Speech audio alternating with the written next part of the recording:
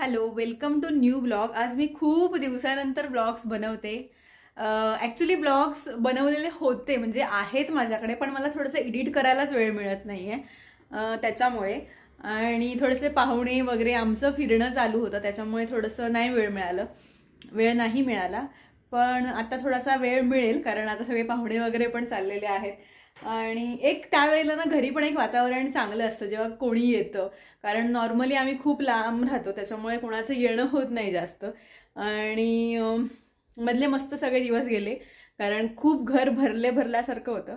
बस आता रोजचं रुटीन वगैरे चालू झालेलं आहे आणि खूप मस्त मस्त ब्लॉग्स येतील। जसं आम्ही उज्जैनला गेलो होतो, अजून एक दोन ठिकाणी गेलो होतो, सांची स्तूपला वगैरे गेलो होतो, मी पहिल्यांदा गेली होती, ते पण मी ब्लॉग्स टाकेनच। आणि संध्याकाळी आता माझं काय चाललंय हे मी तुम्हाला थोडक्यात दाखवते। माझं म्हणजे संध्याकाळचं रुटीन असं नाही म्हणू शकत, पण मी दाखवते। दिवाबत्ती वगैरे झाली आहे, चहा वगैरे पण माझी पिऊन झाली आहे। चहा असं नाही, ॲक्च्युली ना आम्ही मार्केटमध्ये गेलो होतो, तर त्यावेळी एक हर्बल टी आम्ही आणली होती, ती आज मी घेतली, पण मस्त वाटलं, थोडंसं हाजमोलासारखा जास्त फ्लेवर वाटला। आणि दिवाबत्ती वगैरे झाले, मला थोडंसं खाली जायचं, थोडं सामान वगैरे आणायचं आहे, बेसिक दूध वगैरे ते सगळं घेऊन येते आणि नंतर मग जेवणाला सुरुवात करते। आज मस्त मच्छीचा बेत आहे, मच्छी वगैरे असेल तर आमच्या घरी एकदम मस्त वातावरण म्हणू शकता, कारण नॉर्मल इकडे फिश तसे मिळत नाहीत, जसे आम्ही रत्नागिरीला वगैरे खातो किंवा रत्नागिरीला वगैरे मिळतात तसे। पण सुरमई आणि कोळंबी मिळाली आहे, म्हणजे आज भेटली आहे। सो आजचा वार पण होता, मस्त नॉनव्हेजचा तो प्लॅन आहे। आता मी खालून पटकन जाऊन येते आणि मग जेवणाला सुरुवात करते आणि तुम्हाला पण मी दाखवते सुरमई कशी बनवते ती। मी लास्टला पण मी ब्लॉग्स टाकले असतील नॉनव्हेजचे, पण थोडे मी तुम्हाला रेसिपी शेअर करते कोळंबी आणि सुरमईचे। त्याच्या आधी मी पटकन खाली जाते आणि मग तुम्हाला भेटते। चलो, दिवाबत्ती वगैरे पण माझे झाले, आता पटकन जाऊन येते आणि मग भेटते। चला, आधी पटापट जाऊन येते आणि मग भेटते।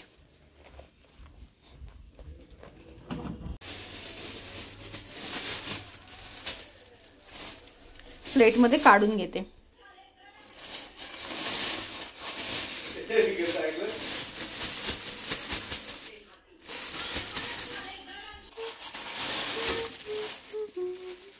मस्त फ्रेश आहे सुरमई, लाल लाल दिसते। इकडे आहे कोळंबी आहे आणि सुरमई आहे। मी काढून घेतलंय, खालून वगैरे जाऊन आली, थोडंसं जे काही घेऊन यायचं होतं सामान ते घेतलं, जास्त काय नव्हतं, दूध वगैरेच होतं। आणि आता मी हे स्वच्छ धुवून घेते आणि मॅरिनेट करून ठेवते आणि मग तुम्हाला दाखवते। मी इकडे मासे सगळे क्लीन करून घेतलेत। ही एक साईडला सुरमई आहे आणि इकडे कोळंबी आहे। सगळे तिखट, मीठ आणि हळद एवढे बेसिक मसाले टाकलेत आणि कोकम टाकले। आणि हे आहे इकडे मी धणे घेतलेत आणि लाल मिरची सुरमईच्या रश्श्यासाठी। आता हे मी पूर्ण मिक्स करून घेते, हातानेच मिक्स करते जेणेकरून सगळे मसाले लागतील। आणि मग ह्याच्यामध्ये लसूण, कांदा, त्याच्यानंतर खोबरं आणि एक टोमॅटो छोटावाला, हे सगळं मिक्सरला लावून घेते आणि मग तुम्हाला मी दाखवते। हे थोडंसं मिक्स करते आणि मॅरिनेट व्हायला ठेवते अर्धा तास वगैरे, बस। हे सगळं हातानेच करते जेणेकरून सगळे मसाले चांगले लागतील कोळंबीला। आणि सुरमईचं पण मी तसंच करणार आहे, हातानेच करून घेणार आहे। सुरमई पण एकदम मोठी आहे, म्हणजे बघू शकता ही साईज। अजून काय काय मला वाटतं त्याच्यापेक्षा पण मोठ्या असतील, त्या फ्रायच करणार आहे मी।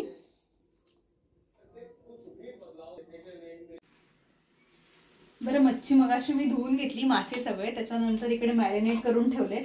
एक साईडला कोळंबी आहे, सुरमई आहे आणि यांना मी मॅरिनेट नाही केलंय कारण ते मला रशासाठी वापरायचे म्हणून। आणि मगाशी मी धणे आणि लाल मिरची टाकली होती भिजायला आणि त्याचं मी असं वाटून घेतलंय। मोस्टली सगळ्यांना माहिती असेल कारण कोकणात हे बनतंच। मी वरवर सांगते काय आहे। खोबरं आहे, लसूण आहे, टोमॅटो, कांदा आणि धणे आणि मिरची, हे सगळं आहे। हे मिक्सरला मी वाटून घेतलंय आणि आता तेलावरती फोडणी देते। आणि हे जे मी साईडला ठेवले छोटे पीस, बरं हे मी थोडेसेच का ठेवलेत कारण आमच्या घरी जास्त रश्श्यामधले तेवढे मासे आवडत नाहीत, म्हणजे फ्रायवाले आवडतात, त्याच्यामुळे मी फ्राय जास्त करणार आहे। कोळंबी फ्राय करते आणि हे करते। हे वाटण वाटलंय ते फक्त लसूणवरती फोडणीला टाकते आणि मग मासे करून घेते, बस। चलो, एक साईडला मी फिश फ्राय करून घेते। इकडे मस्त मी रवा आणि थोडंसं बेसन टाकलं आणि तांदळाचं पीठ टाकलं आणि थोडंसं मीठ आणि थोडंसं तिखट टाकलं आहे. आता हे मी फ्राय करून घेते.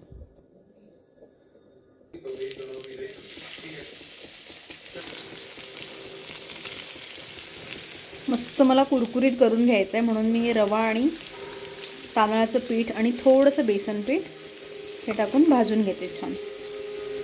एक 5 मिनटं होऊन देते आणि मग उलट करते. आणि अगदी तसंच कोळंबीला पण लावून घेते. याच्यामध्ये मिक्स करते आणि फ्राय करायला टाकते. सुरमईच्या बाजूबाजूला थोडी जागा आहे तिकडे टाकून घेते म्हणजे पटापट होऊन जाईल. याची पण 5-10 मिनटं वाट बघते आणि मग उलटं पलटं करू.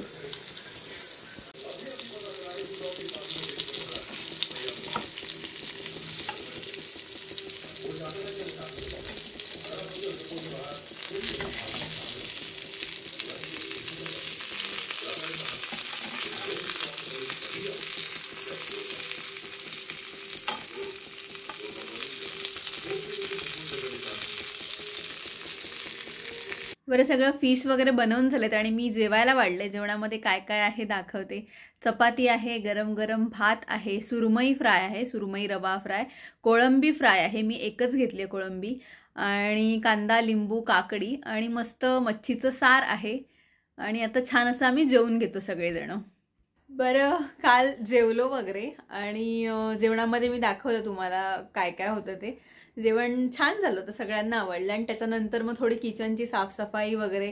आणि बेसिकली नॉनव्हेजचं जेवण असेल तर थोडंसं जास्तच असतं ते साफसफाई हे ते वगैरे, किचन पूर्ण धुणं वगैरे. त्याच्यात माझा खूप वेळ गेला, त्याच्यामुळे मी नंतर काही शूट पण नाही केलं. आणि सध्या थंडी चालू आहे त्याच्यामुळे थंडीपासून संरक्षण सगळं चालू आहे. कारण MP ला म्हणजे इकडे भोपाळ किंवा मध्य प्रदेश या साईडला खूप जास्त थंडी असते. म्हणजे मला एवढं पण आठवतं आहे की मी ज्यावेळेस मुंबई पुण्याला राहत होते तेव्हा मी स्वेटर पण इवन घेतलं नव्हतं. पुण्यात थोडीफार असायची पण मुंबईत बिलकुल नसायची. इथे येऊन थंडी एवढी जबरदस्त आणि मला थंडीचं थोडंसं जास्तच वाटतं, म्हणजे नकोच वाटते थंडी. असं चालू आहे. आणि मी तुम्हाला ना 2 माझ्या साड्या दाखवते. ॲक्च्युली माझी आता आत्या आणि एक मामी आल्या होत्या, सो त्यांनी साड्या आणल्यात. आणि त्या साड्या दाखवायचं कारण म्हणजे त्या बांबूपासून तयार केलेल्या साड्या आहेत, ह्या बघा. आणि ॲक्च्युली ना लास्ट टाइम आम्ही पचमढीला गेलो होतो ना, तर त्यावेळेला तिकडे ह्या साड्या तयार करायचे ते लोक. म्हणजे मध्य प्रदेशमध्ये करतात, खूप ठिकाणी करत असतील पण या ठिकाणी मोस्टली होतात. सो मी तुम्हाला बॅक कॅमेराने ओपन करून दाखवते. ह्या साड्या दाखवण्यामागचं कारण म्हणजे ह्या बांबूपासून तयार केलेल्या साड्या आहेत. म्हणजे हे जे पूर्ण मटेरियल आहे हे बांबूवरती पूर्ण प्रोसेस करून त्यांनी बनवलं आहे, म्हणून मी ह्या दाखवते. आणि खूप सॉफ्ट आहे हे बघा, म्हणजे तुम्ही बघू शकता एकदम सॉफ्ट साडी आहेत. आणि ही पण तशी आहे, ही पण बांबूपासूनच बनवलेली आहे पूर्ण. लास्ट टाइम आम्ही ज्या वेळेला पचमढीला गेलो होतो फिरायला, सो तिकडे खूप जास्त फॅक्टरीज होत्या म्हणजे बांबूपासून साड्या तयार करतात त्याच्या. आणि आता हे लोक मध्य प्रदेश फिरायला आले होते त्याच्यामुळे त्यांनी तिकडून आणल्या. तर खूप सॉफ्ट आहेत, मस्त आहेत. आणि माझ्याकडे याच्यातल्या साड्या पण नव्हत्या, मला फार आवडल्या. आणि बस असा हा छोटासा माझा ब्लॉग होता. तुम्हाला कसा वाटला मला नक्की कमेंट करून सांगा. आणि जर मला पहिल्यांदा बघत असाल तर सबस्क्राईब नक्की करा. Thank you so much for watching. Bye bye.